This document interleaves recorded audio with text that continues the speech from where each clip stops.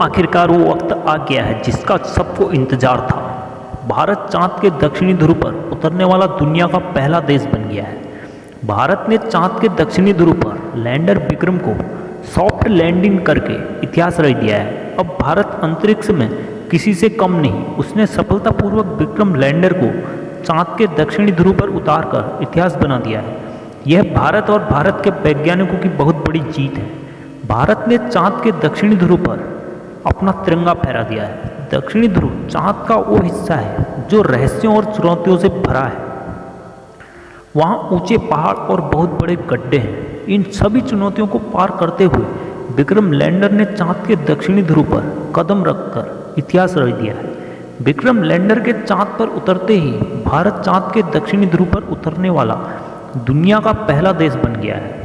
Lander Vikram ने चांद पर कदम रखने के साथ ही पृथ्वी पर पहला संदेश भेजा, मैं अपनी मंजिल पर सफलतापूर्वक पहुंच गया हूं।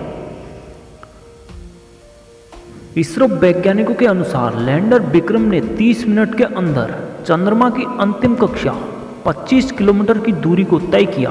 कुछ समय बाद लैंडर विक्रम ने इस दूरी को वर्टिकली तय किया और धीरे धीरे नीचे आकर उसने 6:04 पर सफलतापूर्वक चांद पर सॉफ्ट लैंडिंग की।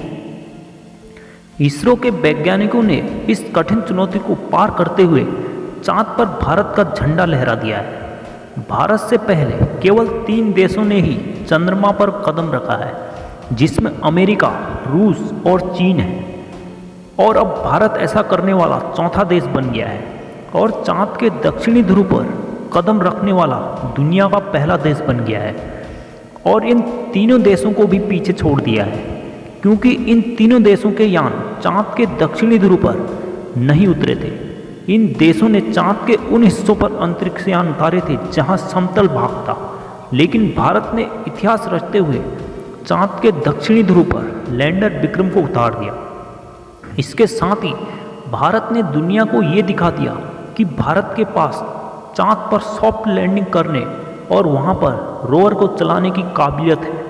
भारत से पहले रूस चांद के दक्षिणी ध्रुव पर लूना 25 को उतारने वाला था।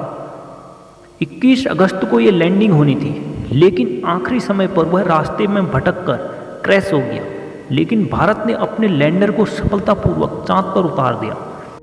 लैंडर जब चांद से मात्र 150 मीटर की दूरी पर था तो लैंडर ने लोकल नेविगेशन से अपने आप को रिटारगेट किया और सफलतापूर्वक सॉफ्ट लैंडिंग की। यानी इसरो के वैज्ञानिकों ने इस बार अपनी पूरी तैयारी के साथ अपने मिशन को चांद पर भेजा।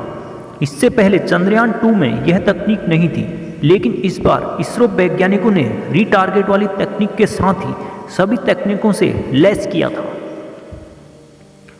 इससे पहले चंद्रयान 2 पर चांद पर जगह का चयन करने का विकल्प मौजूद नहीं था, यानी इसरो द्वारा तय की गई जगह पर ही लैंडर को उतरना पड़ता। लेकिन इस बार लैंडर में ऐसी तकनीक थी जिससे वो खुद ही सही जगह का चयन कर सके, क्योंकि भारत का मिशन चांद के दक्षिणी ध्रुव पर उतरने का था, जहां अब तक कोई भी देश नहीं उतर पाया था, लेकिन भारत ने यह कर दिखाया। भारत ने 14 जुलाई को चांद पर पहुंचने के लिए यात्रा आंध्र प्रदेश के श्रीहरिकोटा से शुरू की थी और वह 23 अगस्त को चांद पर पहुंचकर ही पूरी हुई। इससे किसी भी पल ऐसा वक्त नहीं आया जब चंद्रयान 3 को कोई मुश्किल आई हो। इसका मतलब है कि चंद्रयान 3 ने सही तरीके से प्रोपल्शन मॉड्यूल को चांद की कक्षा तक पहुंचाया। इसके बाद प्रोपल्शन मॉड्यूल से लैंडर को भी अलग होने में कोई दिक्कत नहीं हुई और फिर लैंडर ने चांद की कक्षा पर चक्कर लगाने के बाद दक्षिणी ध्रुव पर उतरने तक सब कुछ इसरो वैज्ञानिकों के प्लान के तहत ही हुआ और सफलतापूर्वक लैंडर ने चांद पर कदम रखा। पृथ्वी से लगभग 3,84,400 किलोमीटर की दूरी तय करने के बाद चंद्रयान 3 चांद की सतह पर सफलता से उतर गया। इसरो के मुताबिक चंद्रयान का बजट सिर्फ 615 करोड़ रुपये है, जबकि 63 साल पहले अमेरिका ने अपने मिशन मून पर भारत की तुलना में 3000 गुना ज़्यादा पैसे खर्च किए थे। और रूस के लूना 25 का बजट लगभग 1600 करोड़ रुपये था। यानी रूस और अमेरिका की तुलना में भारत ने चंद्रयान 3 में सबसे कम खर्च में सफल होकर इतिहास रच दिया है। इसरो के वैज्ञानिकों ने लैंडर विक्रम को चांद की सतह पर उतरने के लिए सही समय पर कमांड दी। यह बहुत जटिल चुनौती थी, लेकिन इसरो के वैज्ञानिकों ने इसे पूरी तरह सफल बना दिया और लैंडर को सफलतापूर्वक चांद पर उतार दिया।